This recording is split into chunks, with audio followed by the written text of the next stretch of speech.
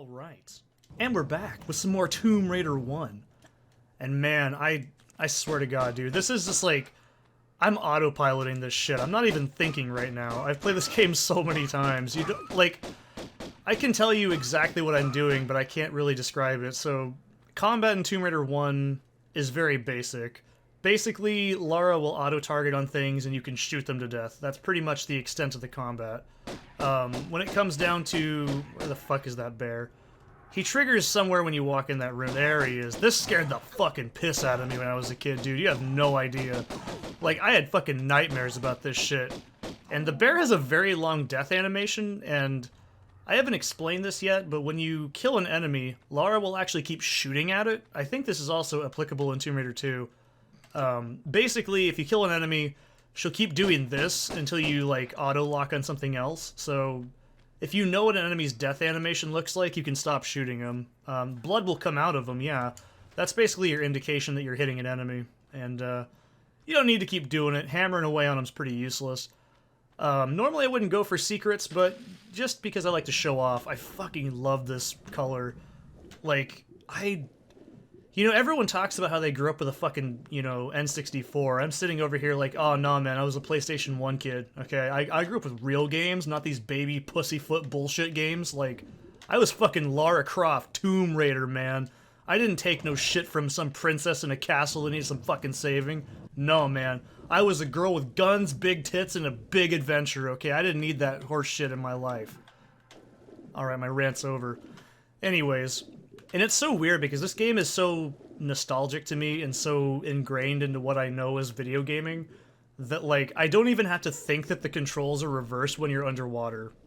Like, I had a friend once, we were playing, I think it was Tomb Raider 1, he's like, you know, you've played a lot of old school, like, games when underwater controls are reversed and you're just okay with it. Also, hey look, some snack cakes. That's what I used to call Magnum ammo, by the way. I have a lot of memories associated with this game. And I love sharing them when I get to them. If you have seen my Tomb Raider 1 playthrough, please don't watch it. It's really bad. It's only going to be up for a little bit longer anyways. But, oh man.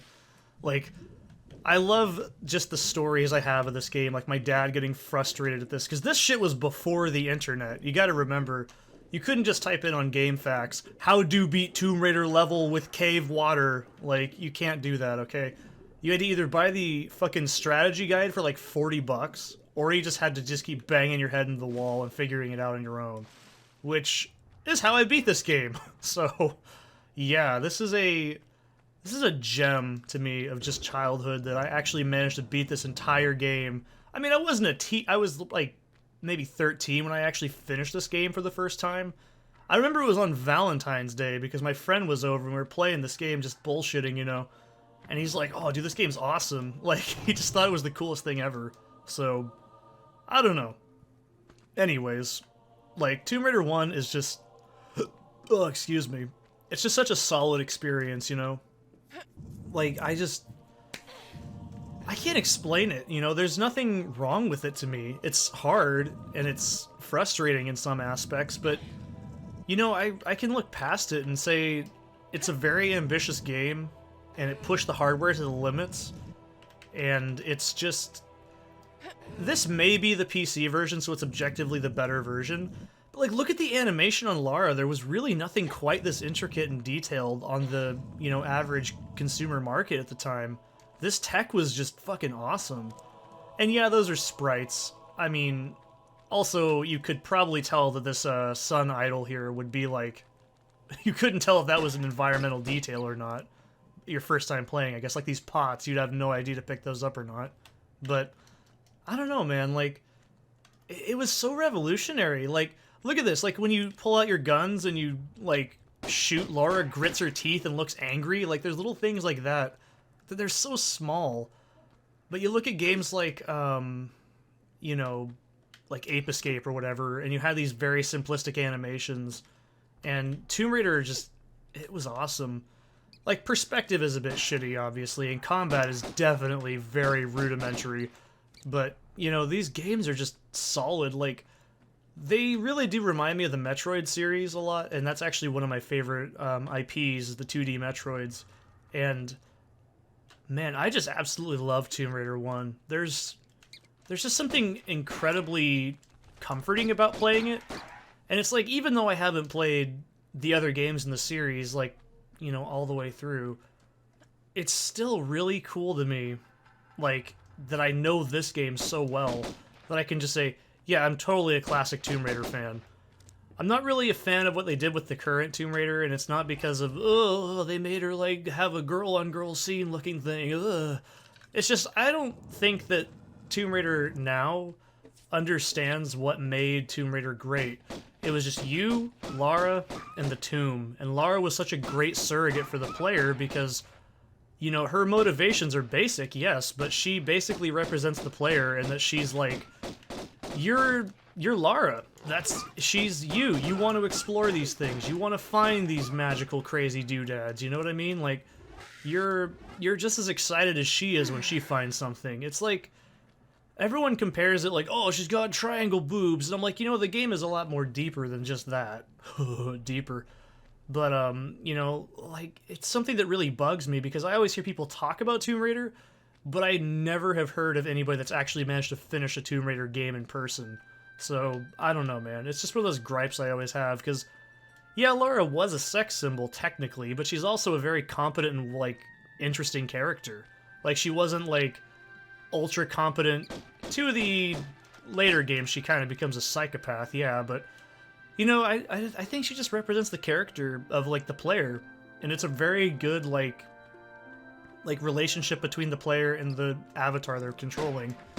Like, it's just, everything is so basic to control that you start to really feel engrossed in the game after you start playing it long enough. It's really hard to explain because an LP doesn't really do it justice, but yeah, when you're just playing this game the first time and you have no idea where anything's at, and you find like a secret area like this, you're like, oh cool, they fucking did something neat. Like, it's a very interesting feeling that I can't really explain. I guess the only downside of Tomb Raider 1 is Laura's a bit sluggish, like when she turns, but the game isn't really built around that kind of precision yet, so it's not really a big deal. I will say that I do know that ASUS Software did have to make a Tomb Raider game every single year. They were experiencing burnout, and they eventually got bought out by Crystal Dynamics. I already know the story of Tomb Raider, like as the game IP, I should say. But I can totally get it. Like, they didn't want to make Tomb Raider to death, and I think that's kind of the problem with, you know, everyone says, oh, we need more of this, we need to remake that, and I'm like, you know, sometimes there was a time where we were happy just to get, like, a new game, and I remember when Tomb Raider 2 came out, I was like, oh, cool, and then Tomb Raider 3 came out, I was like, oh, okay, then 4, then 5, and then 6, then 7, then 8, and you're like, okay, Jesus Christ. And I think we can all agree Angel of Darkness is a steaming dumpster fire. We all kind of know that by just, like, virtue, I guess, but at the same time, you know, I kind of view the Tomb Raider series, without having played every single one, as just, you know, these games, like the first 4, and I think that's pretty safe because I think the developers also had that same philosophy, I guess, you know? They didn't really want to make Tomb Raider 5, I know that for a fact. They actually kill Lara off in 4, but they kind of, like, say, oh, but they're reminiscing about her, so they have a 5, and then, you know, Crystal Dynamics made the newer, like, Underworld, Anniversary, Legends as well. So, I haven't played those games. I know they're a hard reboot, and I'm not a huge fan of reboots, so I have zero opinion to talk about that, I guess. But what I played of Anniversary, I can say that the developers were in a different state of mind. I think that's supposed to be... Oh, I actually know what deity that's supposed to be in, at least in Aztec culture, but it probably isn't Peru.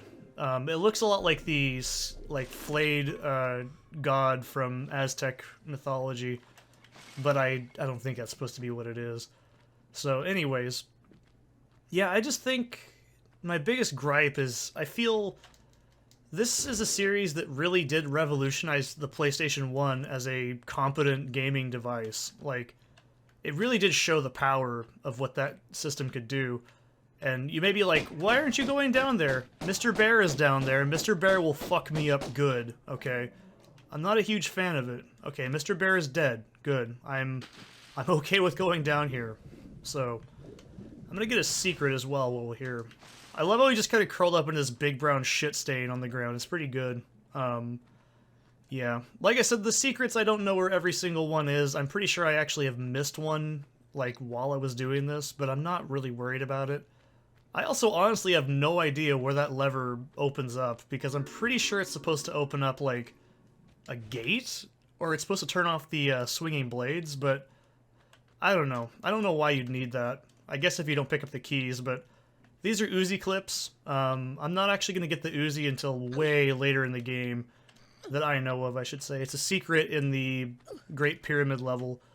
And I know how to get the Magnums early, but I don't know how to get the jump off the top of my head, and it's not really a big deal anyways, so I'm not worried about it. You shouldn't be worried about it either. You don't even know what I'm talking about. I don't even know why you're asking me. You don't know who I am. But I actually do know that this idol here is actually supposed to be a sun god. I believe it's the Mayan sun god or something.